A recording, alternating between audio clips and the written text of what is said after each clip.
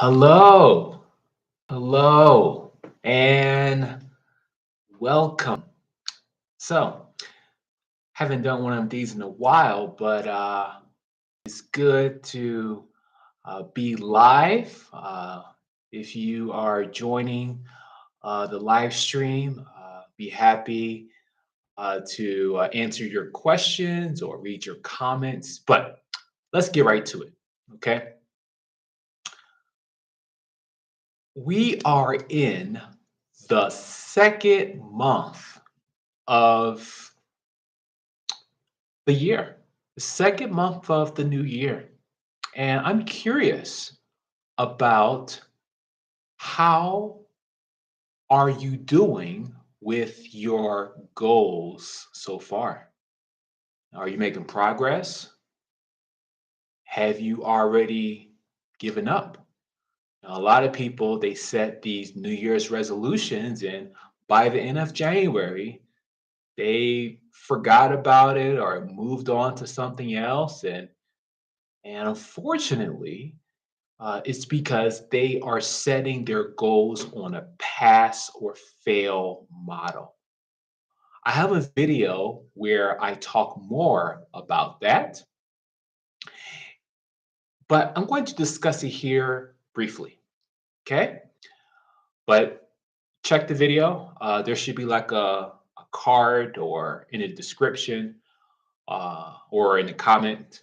I'll have a video there, but I'm going to briefly talk about that. And that is, many people say that, oh well, my New Year's resolution is, for example, to lose 50 pounds.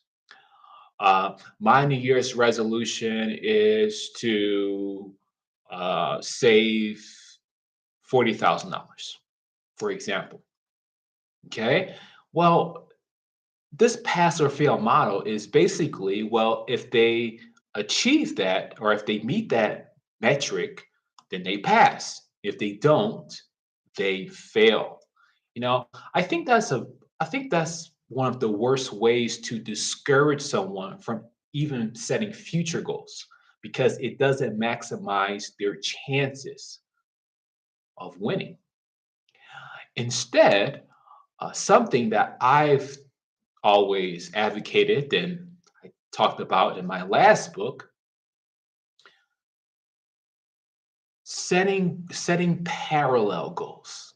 Okay? So this is setting typically I call it the 3M metric. It's 3 goals. Okay? Your minimum goal, moderate, and maximum. Okay? Minimum is what you absolutely believe you can achieve. Moderate is, it's somewhat realistic. You believe it's within reach. And the maximum is something that is will blow your mind or will be an extreme surprise if you achieved it. You could take that 3M metric system and apply it in any aspect of your life. Why not try that instead?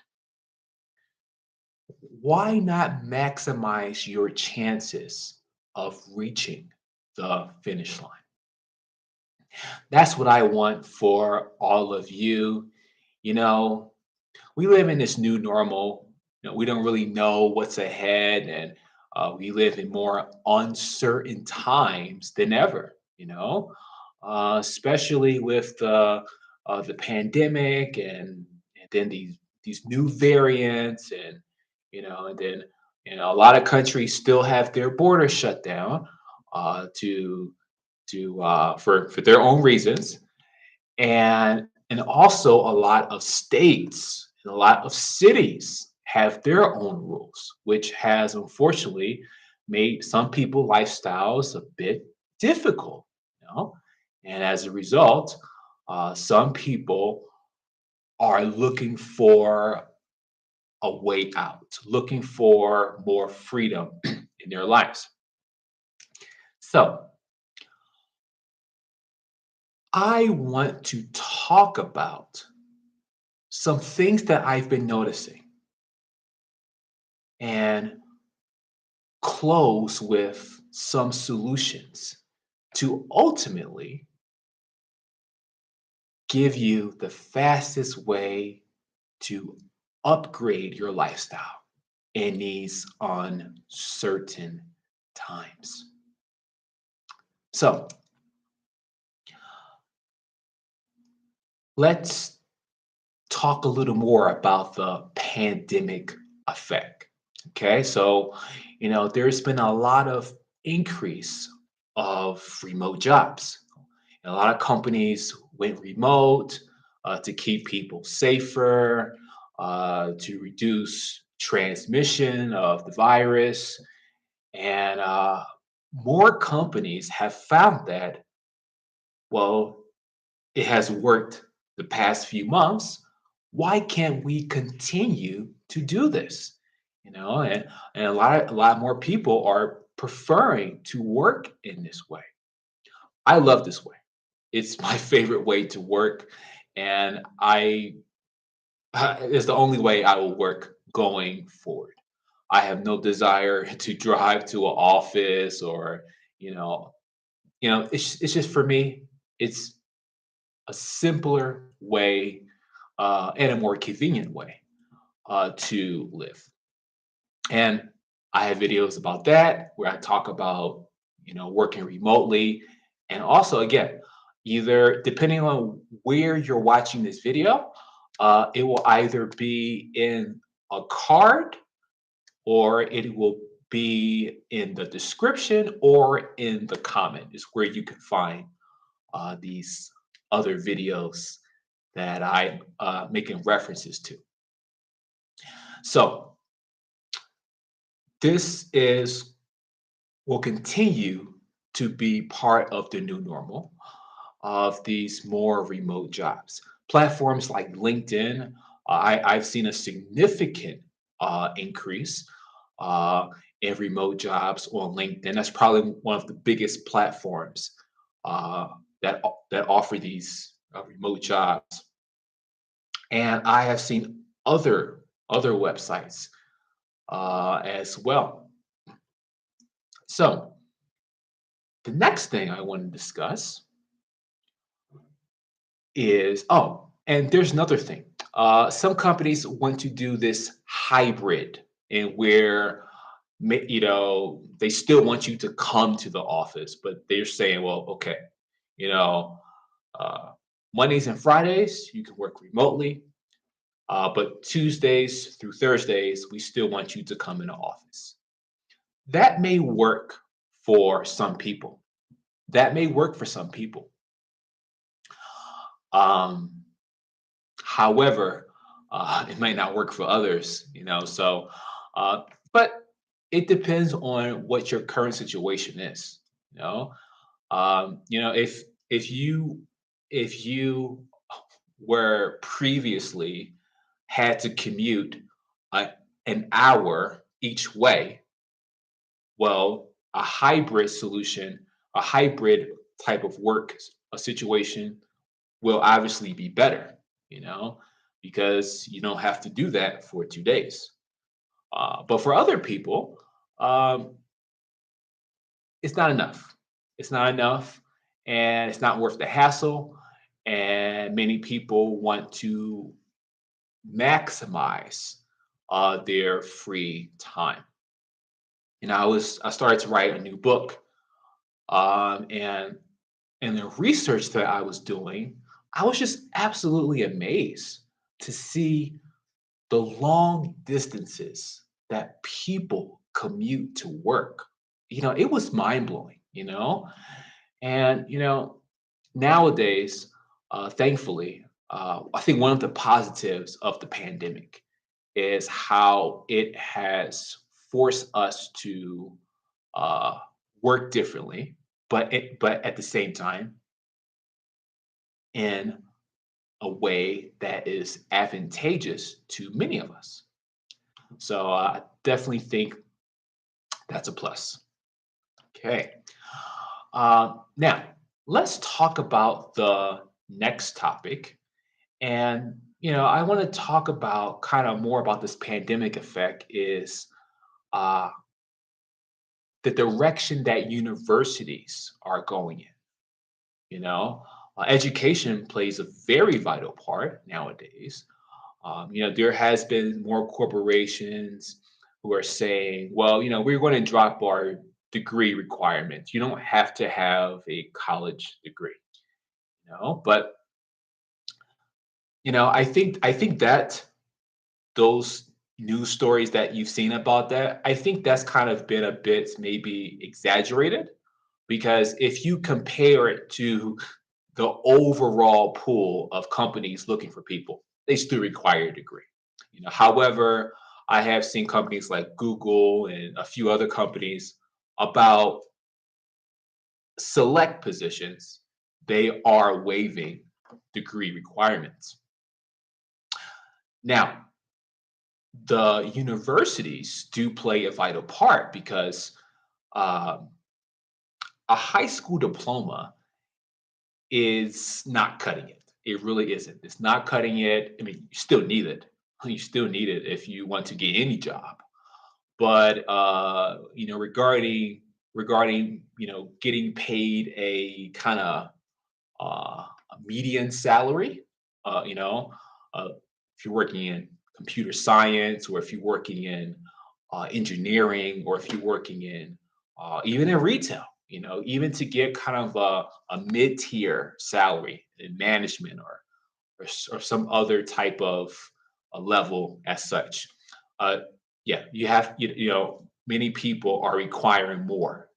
So this is where the universities come in, and the universities, many of them are offering, who hasn't before, they just offered a few courses online, you know but you still had to do the other uh, course requirements to get your degree at the actual school. You had to be in the classes. Now, uh, a lot of universities are offering more of their online degree offering more of their degree programs online. And some who have never done it before are also doing that too. So that's been very good to see. Uh, Coursera actually was probably one of the big leaders with that. They offered a lot of courses, specialization certificates. I commend them. I commend them. They was probably one of the leaders to kind of offer a lot of free education from a lot of universities. They have partnerships with many universities during the pandemic to help people kind of add new skills and make themselves more marketable. To increase their chances of getting stable employment throughout this pandemic. You know, in countries, some countries like Australia, it's still happening. Everything is shut down, and unfortunately, living is hard. I did talk to someone. I have an old friend in Australia. He was talking about how that wasn't the case in Tasmania, which is a part of Australia, but it's like an island. It's like, think of the U.S. Think of Hawaii, like, as in comparison with the U.S. So there are countries in where it is they still have things on lockdown, and there's other countries in where things are kind of going back to normal. Here in Mexico, that has pretty much been the case. So that has been tricky. But one thing that I am happy to see is more universities are offering free education to people. Higher education typically is not affordable, not in the US, but that has been changing because of the pandemic. People don't have a lot of money, and universities still want people to enroll in their courses. So as a result, there are several universities who are offering the first semester for free. You don't need no financial aid or anything like that. They offer the first semester for free. With the hope that you will enroll in the second semester and hopefully get a degree. So, it's pretty interesting. Other universities, they're they may not offer the first semester for free, but they will offer two courses, for free. So that's very good. Very happy to see that, especially when we keep in mind the student loan debt, the $1 trillion student loan debt in the U.S. And kind of uh, bringing it to the main point is about, okay, now that you know all this, okay, now that we all know all this, what's the fastest way to upgrade your lifestyle? There are a few ways, and in order to improve your quality of life in a new normal, you're going to have to do things differently. And unfortunately, some people may not want to do this, and that's fine. And I think some people will continue to have the lifestyle that they have. Maybe an okay lifestyle right now, maybe happy with it, maybe mediocre. But I feel like the best way, if you really if you really want to improve, you want to upgrade it in the fastest time possible, consider these things. So the first thing kind of ties with the education that I was talking about, and that is adding new skills and or update your current skills. Okay. Now, some of you have jobs where, you know, uh, the industry is changing, which as a result, you have to be up to date with it, or else your skills will eventually become outdated and irrelevant. Long time ago, I used to fix cars. Long time ago, and I got my very first degree, which was an associate's degree. That was an automotive tech degree. You know, but during that time, that was that was you know still conventional. It was still about conventional cars. Electrical cars. The only electrical car probably that was popular at that time was the Prius. But obviously, the Prius, it may be a few others, that was the minority of cars. So a person who graduated, like I did, with an associate's degree, had a lot of great opportunities in the automotive market. Nowadays, oh, it's even more important. You have to learn about uh, the EVs, the alternative fuel systems, all these other things, that I didn't study because it didn't exist. It's those types of things that makes it even important to update your current skills, especially if you have a job in the industry that's constantly being evolved by technology. Also adding new skills. Okay. Some people's skills uh, will eventually not be needed anymore because automation will take over. A lot of entry level jobs, um, those will eventually no longer exist. You know, the fast food jobs, the janitor jobs, like those types of jobs, like those will all go away. Probably the best thing to do is to learn some type of skill that you can do online, and that's going to be the most helpful.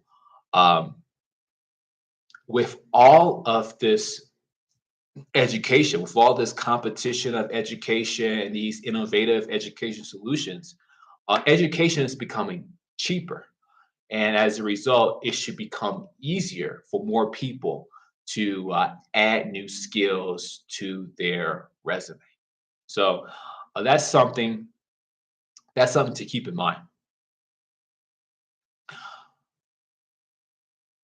Also, uh, university degrees uh, will still be important, but it will be less important in the long term when we see things like IT support professionals or data analysts. Like these types of jobs do not require a college degree.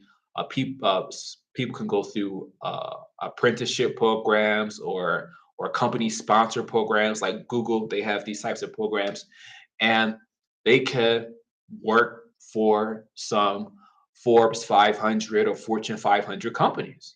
So those are the there are jobs out there like that where people can avoid getting a university degree and they can pay much less.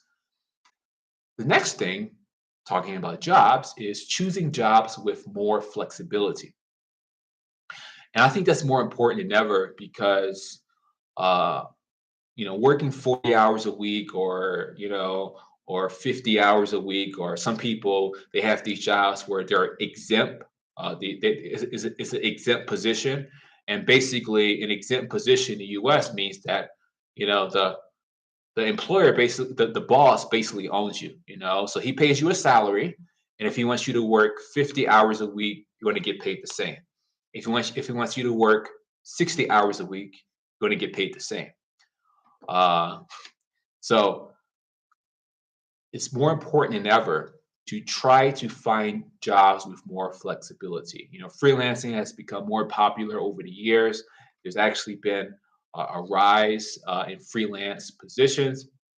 I think that should be something to consider incorporating more in your lifestyle going forward.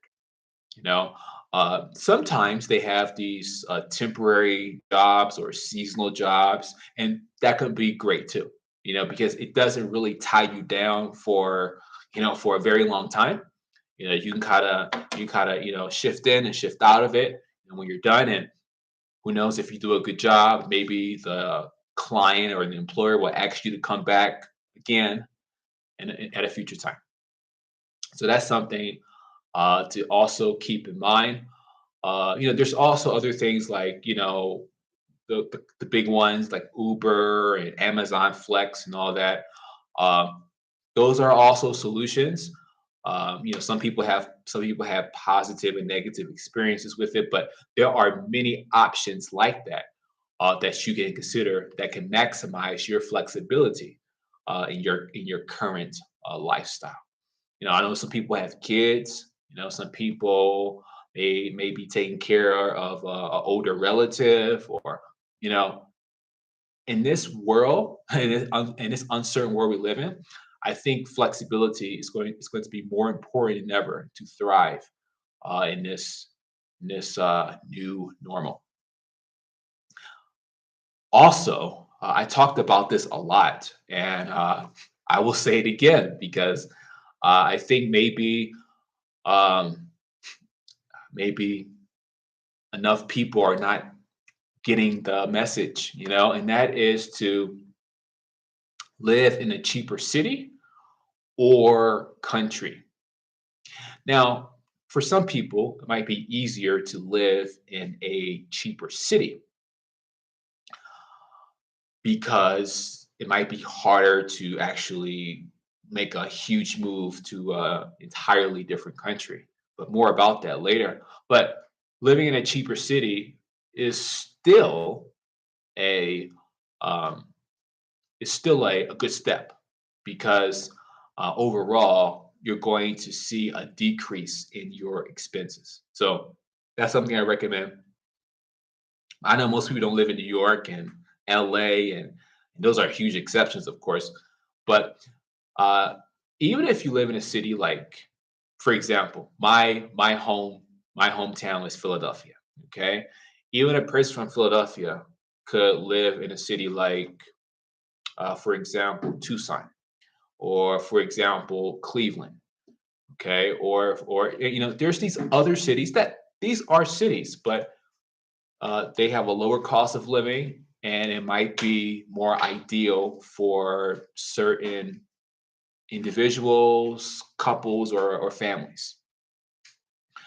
However, I always ultimately recommend that you should really consider uh, uh, to see if it's feasible for you or you and your significant other or your family to expatriate, to be an expat, to live abroad, because that's where you will, that's where you can upgrade your lifestyle in the fastest way possible.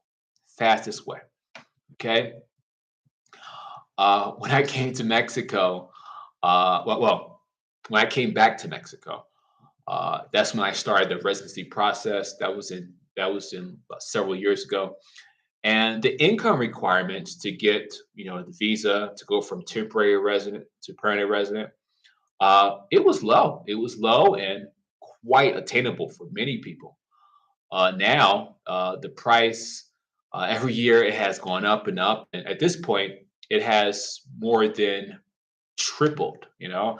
I, I don't know the exact numbers at this point right now, but it has significantly been a barrier that has discouraged many people from considering Mexico um, as a place to live abroad.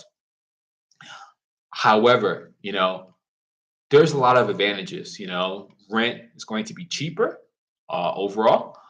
You're going to pay about half of what you pay in rent where you are. Uh, if you're in the US or Canada, food is going to probably be about a third, 30, a third less than what you pay right now. And healthcare also is probably going to be about two-thirds less, I mean, a half to two-thirds less than what you're paying now. There are a lot of benefits, a lot of benefits when you live beyond your borders. Now you have to go through the residency process, you know, but it's like with anything. It's like with anything. You have to do your due diligence. A lot of people come to Mexico because it's close, especially if you're from the U.S. or Canada. It's relatively close. However, however, uh, you're going to have to two things. If you want to really have the best experience, it's probably going to help to speak Spanish. So learn a little Spanish. If you're considering Latin America, or I mean, and it's also going to help to be adaptable. Okay, Mexico and a lot of other Latin countries are great for many reasons, but the culture is different. Okay, so if if you're not very adaptable, well, that's going to be a challenge, and it probably won't be right for you. I'm an introvert. I enjoy Mexico, but I don't go out a whole lot, so uh, I don't have a lot of interactions with a lot of different people. So for me, it's kind of ideal. When I do go out, I go to certain places, and I enjoy myself. But most of the time, I'm not a person that goes out very often. For me, a comfortable house is very important, and as a result, there are a lot of great properties here that you will pay again about half off. It's pretty amazing. Another thing is reducing your expenses by substituting them with free alternatives. Things like cable or Netflix or software or all of these other things. Uh, I choose to always go with the free alternative. I just think it's smart because every every dollar that I don't spend, I get to use it for something else. maybe for for example, um, maybe to uh, invest in education, and that could be a great opportunity to do that, as well as maybe investing in something else, maybe some type of cryptocurrency or some type of stock, or So reducing expenses will increase your disposable income. So by just choosing free alternatives, it's great. You know, when it comes to movies, and when it comes to TV series, and when it comes to books and all that. Now, uh, I if I can find a way to download it for free, I can. I try to give as much as I take. And for example, I my free book. If a person looks hard enough, they can find my first book for free. And those same websites and where I have given some of my work for free, I also get free stuff too, and that is movies and other things like that. So it's an exchange. Some people may feel comfortable or not comfortable doing certain things, but overall, overall, you have to think about what's going to ultimately be best for you. Okay, a lot of things, a lot of things that people do, uh, I don't do. I like to go out to restaurants, and I like to go to museums, but probably not as often as some other people. And as a result, I try to be conscious of my spending, and I also try to put that money I save, put it in places where obviously it's either going to grow in money, or it's going to allow me to earn more as a result.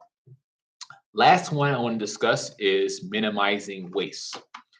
And I think that's very important because I think sometimes we can spend too much money. Uh, eh, we can spend too much money and not be conscious of how we can reuse things and save that money instead. You know, things like, for example, you buy a jar of coconut oil. Okay. You use the coconut oil, you keep the jar. You use the jar to, mix eggs or whatever else things. If I buy a bottle of beer, you know, I keep the bottle. I can use that bottle, clean the bottle, drink water, like all those things. Pots and bowls, and the list is endless. I just gave a few examples, but the list is endless. And the fact that I I live in multiple cities in Mexico, so maybe like 3 to 6 months, probably I say about 6 months at a time. Uh, I don't like to travel with a whole lot of things, so I try to avoid buying things. So I try to reuse the things that I have. So when it's time for me to pack and go to the next city, I don't have to bring a bunch of things. So I think those types of things are helpful. Even if you don't travel as much as I do, I think just having that mindset by minimizing waste in the long term is going to also save you money. Now, it's doing a little bit of each that makes the profound effect. You know, for example, yeah, maybe if you don't watch Netflix, yes, maybe $10 or $15 is not going to make a huge deal. But if you consider the other factors of your life, reducing those expenses, replacing those with free alternatives, minimizing waste, living in a cheaper place, you know, all of those things make a difference. And essentially, that is the fastest way to upgrade your lifestyle. You know, with the same amount of money that you're paying for rent, probably where you live, you can get a house probably double the size in many Latin American countries. With the money you spend for food, you probably could buy more food with that same amount of money that you spend for food a month. So, you know, there are so many possibilities, uh, if you really want to take this step. Might not be, for some people, it might not be for you, but at the same time, again, what do you really want in your life? And are you really, are you willing to do what it takes to have what you say that you want? So you have to be in sync. You have to be in sync with what you're saying. If you're saying things but doing the opposite thing, well, yeah, there's the problem there. Well, I am going to end this. Okay. Hope that was helpful. Uh, I really enjoy, to uh, inspire you, and hopefully this was helpful. And it's my intention for you to reach the finish line. And uh, be sure to like this video, subscribe, and also be happy to see your comments. We can continue the conversation there. But be sure to like and subscribe. Until next time, I hope you are reaching the finish line.